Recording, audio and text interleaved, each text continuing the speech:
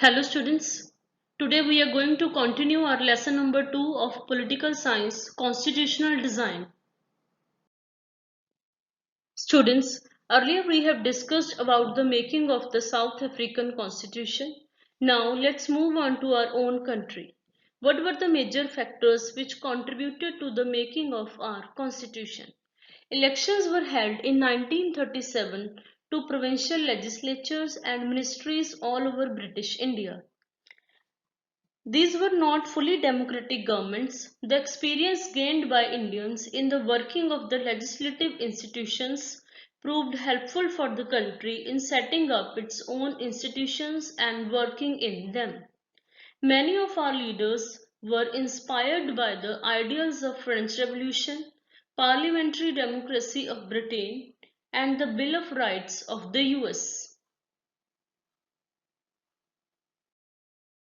Indian constitution was also drawn up under very difficult circumstances.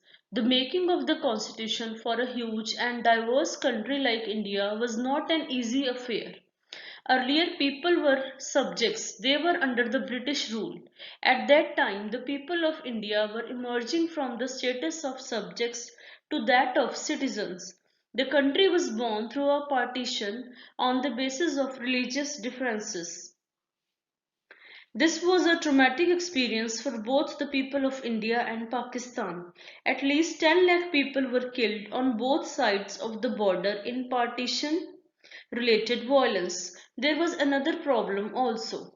The British had left it to the rulers of the princely states to decide whether they wanted to merge with India or with Pakistan or remain independent. The merger of these princely states was a difficult and uncertain task.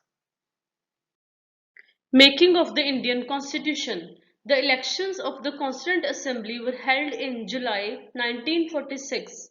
Dr. Rajendra Prasad was appointed as the President of the Constituent Assembly and Dr. B.R. Ambedkar was appointed as the Chairman of the Drafting Committee. The Constitution was passed by the Constituent Assembly on 26 November 1949 and enforced on 26 January 1950. In December 1929, the Congress in its Lahore session had decided to fight for Purna Swaraj or complete independence, and 26 January 1930 was celebrated as Independence Day since then. That's why our leaders decided to celebrate 26 January 1950 as the day to enforce the Constitution of India. Students, here you can see images of Constituent Assembly, Dr. Rajendra Prasad, and last images of Dr. B.R. Ambedkar. Students, we accept the constitution made by the Constituent Assembly more than 72 years ago. The Constituent Assembly represented the people of India and worked in a systematic manner. A drafting committee chaired by Dr. B.R. Ambedkar prepared a draft constitution for discussion. Several rounds of discussions took place on the draft constitution clause by clause. More than 2,000 amendments were considered.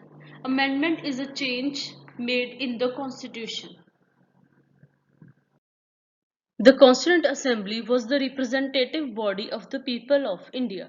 Many important political leaders were its members like Pandit Jawaharlal Nehru, Dr. Rajendra Prasad, Sardar Vallabhbhai Patel, Maulana Abdul Kalam Azad.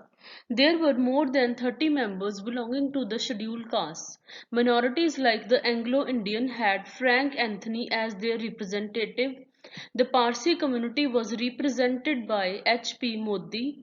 Mrs. Sarojini Naidu and Mrs. Vijay Lakshmi Pandit were the two leading women of India in the Constituent Assembly.